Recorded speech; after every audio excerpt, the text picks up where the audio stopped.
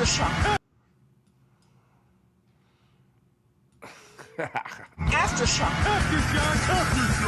Aftershock XL. Aftershock XL. Steve Grillo. Top Shelf Liquor. Top Shelf Liquor. Each week, the former Howard Stern intern will interview celebrities and his eclectic friends. Grillo, what's going on out there? You were my #1 man. I don't give that role to anybody. Sharing twisted tales of debauchery. And I'm just dumbfounded. This is Aftershock XL.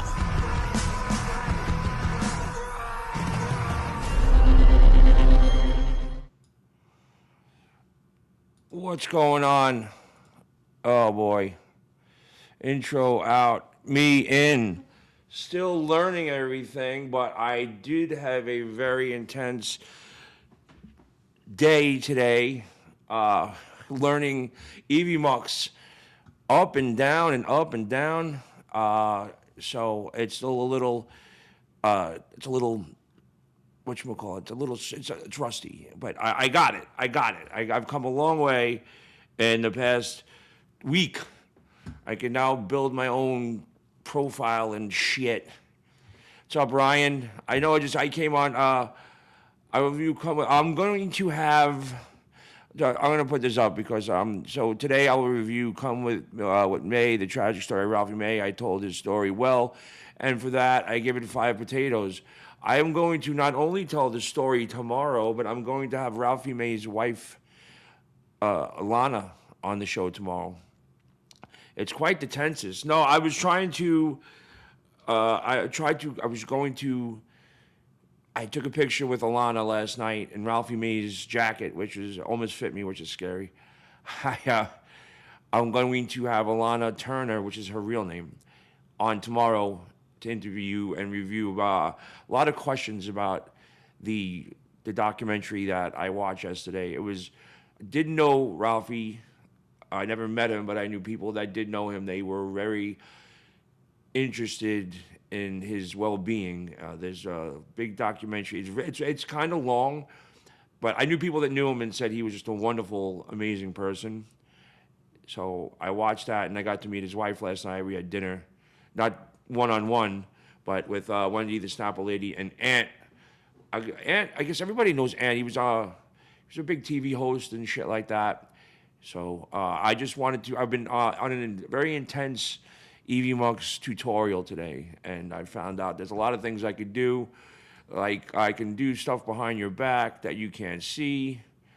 So, and I found something that I wanted to play you guys, but I have a problem finding things on my media files because there's so much on here because it was somebody else's computer before me, and I really just have to clean this up.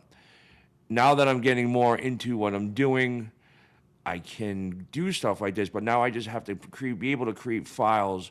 So if I want to go and do stuff like this, I can just go and click on it and show you videos. And anyway, that's what I'm talking about. I think I didn't pay anything for the lesson, bro. Not everything has to do money. Some people are actually nice in this world. So, by the way, Ralphie May's wife was absolutely gorgeous. So she's very nice. But there's questions I have to ask because there was some really. There were moments in the documentary I was like, why are you filming this? Well, who is filming this and why? And they had about a good 10 years of footage to go through. I can't imagine the task that was on hand to be able to do that. So, but I had a guest scheduled for today. Unfortunately, that guest was Antonia Bennett. She has a daughter, and she has to take care of her daughter. And I completely understand that. But tomorrow, we have Alana Turner, Ralphie May's widow, coming on my show. A special Saturday edition of Grillo's Aftershock XL. I'm not sure of the time, but when the time comes up, I will definitely promote it. And just wanted to jump on. This is the first promotion of Alana Turner, Ralphie May's video on the show. There's one little way to promote it, but now that I sort of got a handle on this, I'm not as nervous as I am usually going on and fucking everything up.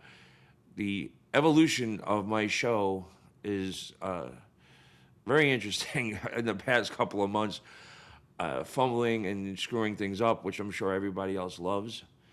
And but now I'm professional. I got shit together.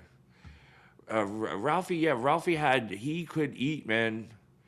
So yeah, I told Antonia she had to pick up her daughter from school.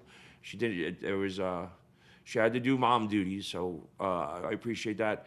Monday I will have Michael Wheels Parisi on. He's a comic. He opened for Dice for God knows how many years. I can't imagine the stories he must have. With the super tips, you can now super tip me as Tracy. I think everybody knows about that. Yeah. Yeah, ask me. If you guys want a super tip in a Tracy voice, I will explain to her that you people. She's also a comic, so she does a lot of dick jokes and stuff. So I'm sure there are questions that you guys can come up with. Again, luckily, Jennifer Flowers was a good. She was a good guest. She was having fun with all the whacked out questions. She got a kick out of it. And so, but I just remember, guys, these are my guests, and some of them are actually really good friends of mine. If they don't want to answer your really messed up questions, I could ask them, but they don't have to answer it. And that's just, I'm not here to insult anybody, especially the people that took time out of their hard day to come and do my little show here on YouTube. But it's, I hope everybody's got plans for the weekend. I got a big party on Sunday to go to, which I'm kind of excited about. I don't know, but you know what? I have an awesome, peaceful sense of being on my show now that fucking awful human being is out of here, and I hope you all feel the same, because it's like inner peace. I feel like I don't have to worry about every word that comes out of my mouth is going to go on that fucking dickbag show, and he's just going to make a further ass out of himself. So I'm going to stick to what I'm doing. I'm just going to book guests, or just like today, just come on and talk, or have somebody on as a co-host with me and just have fun. And that's just the way it's just going to go. That's all I'm going to do. I'm not going to stay on here too long. I do have some up. What's up, Chris Eppolito? But I do appreciate people like Ryan and so Ryan and people like Oscar Electric and Cupcake and everybody coming on and sort of being my ground speaking platform for when I don't have a guest, and I'm just here to sort of practice and make myself feel a little comfortable. And it says Stern, stuttering Dapper everywhere. So there's a lot of predictions about there's no way in hell he's going to stay away. I would love it if he did. I would like to vanquish any memory or anything that I have of that man ever in my entire life. It's funny, my mom. Here's a good story for you dabblers out there. So, the comedian that I was with last night, I guess John knew him from the circuit, whatever. Like, he's actually a comedian. This guy, John, isn't a comedian. So I guess this guy was booked on the Jay Leno show, and he had the second slot, which is a big deal. Usually the big A-listers have it, and to have a comedian come on in the second spot is a big deal. So when that comedian, John saw that comedian in the hallway, comedian Ant said that John looked at him like, no, he actually said, "What the fuck are you doing here?" And he goes, "Excuse me? Why would you ask me that?" He goes, well, because. And that comedian said, "Well, I'm going up and doing my stand-up tonight, and I have the second slot, so what do you care?" And John rolled his eyes. So that guy went to John's boss and said, "Why do I have to feel..." He said, "Oh, by the way, I have a dressing room with my name on it. Do you?" And John rolled his eyes and walked away. And that person went to John's boss or whatever executive producer and says, "Why do I need to feel uncomfortable walking through the hallways on your show?" And I don't know what the repercussions was that, but I'm sure he got in big trouble for that. Maybe that's why he had the basement office, like an office space. Like all the main people were all upstairs, and John had a little tiny office. Like it was like underneath the stairs. Like it was like right next to that guy from Office Space. Like, who has my stapler? Did you take my stapler? Yeah, he was right next to that guy. Maybe that's where he got. That's why maybe he was in the basement. I don't know. But yeah, that he made an ass out of himself in front of this comedian, and that comedian was very right to go. Why do I have to walk through your hallways and I'm a guest with a dressing room with my name on it, and I have the number 2 slot, and one of your minions is walking around the hallway rolling his eyes like he can't believe I'm on the show. And then apparently John trashed that guy in his book, and this guy is not someone to fuck around with either. So I want my stapler. Stuttering John, did you take my stapler? Yeah. We're gonna have to move you again. Yeah, sorry. So yeah, that's just a little update that I got on John. So I want my stapler. Why are you trashing me? I'm not trashing. I'm just telling facts. Listen, the guy fucking for weeks went on trashing me all day, every day, because I believe that I was getting guests that would never do his show. So there, how you like me now? But yeah, I don't have much going on today. Milton, I don't know Milton, but he did send me an email that was nice. And he's just saying thank you for joining Super Tips. It's nice to have you on and shit like that. And I don't know him, but apparently people get mad at him or they trash the shit out of him. They say awful things about his physical appearance, I guess. But if I don't know somebody, I got nothing bad to say about him. So if Milton's a stapler guy, Patrick Milton. Oh, was that the character's name? I don't remember. I haven't seen Office Space in a while, but that Milton, copy that. So, yeah. And Karmix is out here in Vegas, and again, I have no ill will to anybody that talks shit about me on this fucking Dabbleverse bullcrap. So I sent him a message on X, and I was like, bro, I got nothing against you if you're out here in Vegas. You want to grab a drink or whatever? And he got back and he goes, I know you're not a good guy, whatever, but I have this great opportunity here in Vegas. A good friend of mine by the name of Scott Gaines owns this really dope music. It's sort of like a 80s, 90s rock show on the top of the Hard Rock Cafe called Icons of Rock, spelled with a K. And the show doesn't run every night, but it runs maybe like 2 or 3 nights, maybe twice a month or something like that. I don't know the exact schedule, but I happen to be on the Strip with Danny Miner. If anybody, Danny Miner's been on my show, but Danny Miner gets like 2-3 million people watching his shit every single day. And he invited me to come down to the Strip to shoot content, and we went down.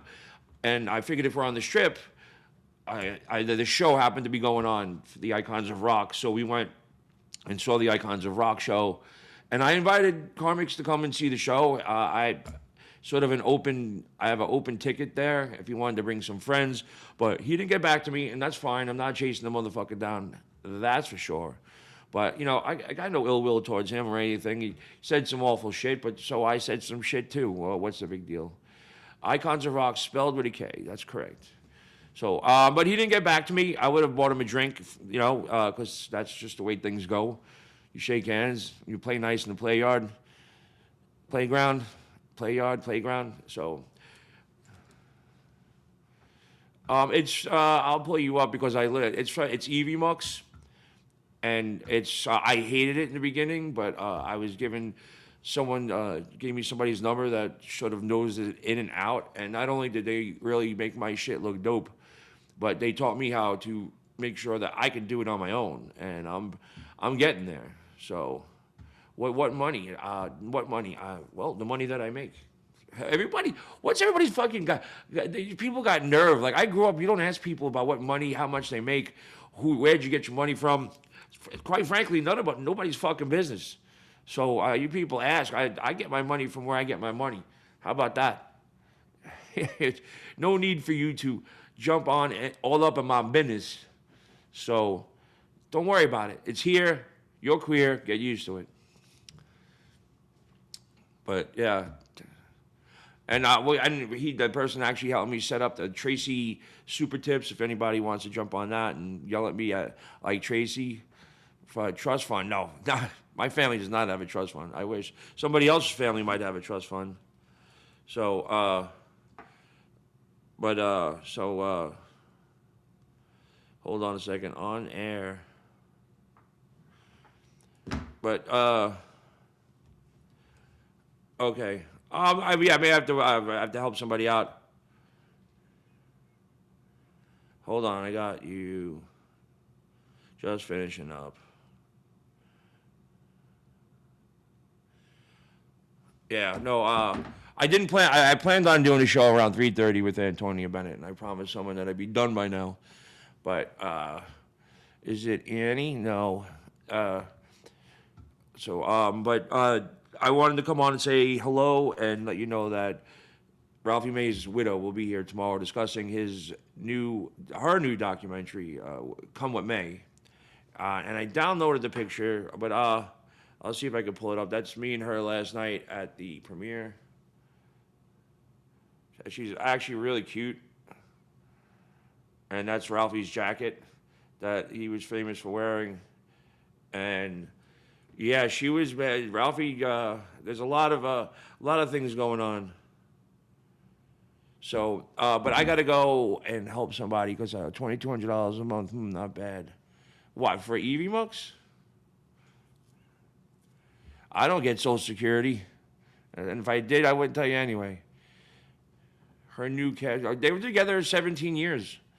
They had 2 kids together. But that could be discussed. That's obviously a relevant question. You know, no, Ivy does not have a sexual history with me because I was married when I met her.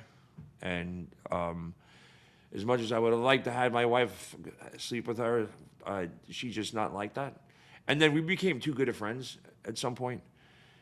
And she was also, when I first met her, she was dating someone I grew up with, which I didn't realize because I hadn't seen him since I was a little kid.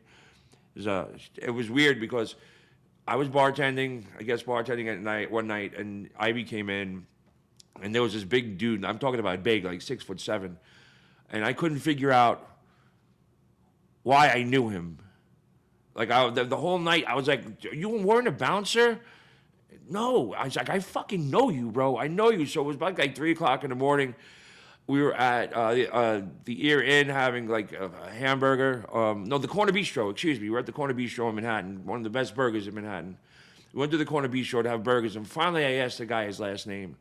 And when he told me his last name, which was Hunt, I said, that's so weird because my grandparents lived next door to a blah, blah, blah, blah, blah, blah, Hunt. And he goes, that guy's my father. So I knew so that was the first night Ivy met her boyfriend, but it turns out he was the kid that lived next door to my grandparents, but he got sent away. He moved in with his mom because it was his dad's second family. Anyway, so she started dating Joe, Mr. Hunt, Joe Hunt. Like there's like not a million of Joe Hunts. So she started dating him very seriously for a very long time. So it was just, it was not something I was down to go with. So no, I never had any sexual history with an Ivy. But she is fucking attractive. Her body's slamming. I'm sure she's probably, Mike Hunt. It's his brother. I'm sure there was I'm sure she's a lot of fun in bed. So, any opinions about the collapse? I know nothing about any Levy-verse or anything like that. I believe it or not, I've been a bouncer before. It's not about size; it's about assessing. Have you watched It's Always Sunny in Philadelphia? Mac's character is supposedly security, but it's really when you're bouncing, it's about assessing a situation and handling it properly so nobody gets hurt. So I'm not saying I'm a big guy, tough guy, but when you're doing security, it's finding something out before it happens, and then also having someone bigger with you while you do it. So it's more eyeballs than it is brawn. But I would never do it by myself. How about that? But I have done security. But I know it's been only 20 minutes, but I wanted to let everybody know tomorrow. I will post a time when I'm going to have Alana on, and you guys can tune in. But I just want to make sure this thing's working. It's like so kind of cool because like, so if I want to play a video, I could do this. Oh, I know what's going on here. Layers. I'm not in layers. So I could play a video with me, and if I have 2 people on, then I could play a video with 2 people. Double video. So that, and then if I have 3 people on, then I go play 3 people with a video. And then if I have 4 people on, I could play 4 people with a video. Yeah, it's pretty cool. And now I actually know how to do all that myself. Very proud of myself. My mom would be proud. Ryan, I bet you're proud.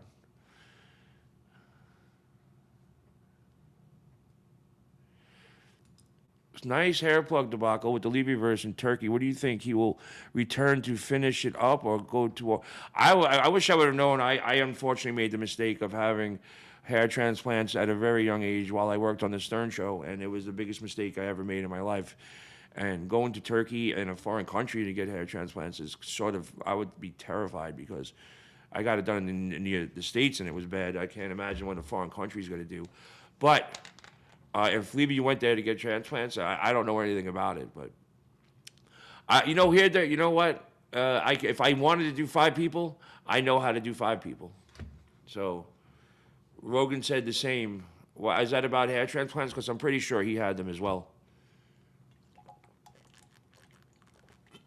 I basically got bullied by the K-Rock sales staff because Howard was making fun of me, like, losing, any guy that's losing their hair knows how fucking horrible it is, especially if you're someone that thinks that's the only thing that you got. I thought my hair was like, my personality.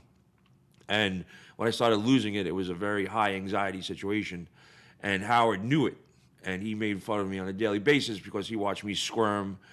And then it became a big deal because they, but this is before the head shaving incident. So the sales team had this big hair transplant doctor's office that was just about to sign. But I think me getting the being part of the commercial and getting the hair transplants was sort of like would put the nail in the coffin to get this big account. And I was brought into an office by the head sales guy, and they were like, "Grillo, if you get this, you'll be part of the commercial, and you'll get it for free, and you'll have a full head of hair. And Howard can't make fun of you anymore because now you're a part of the commercial." And I was 22 years old.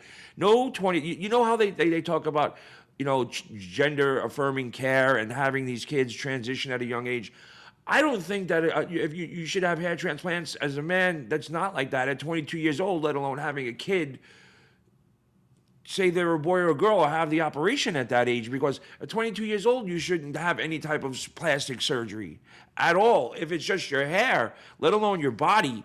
Like I was 22 years old, I was pressured into doing it, and I did it, and it was the biggest mistake I ever did. Luckily, I found a doctor that took them all out.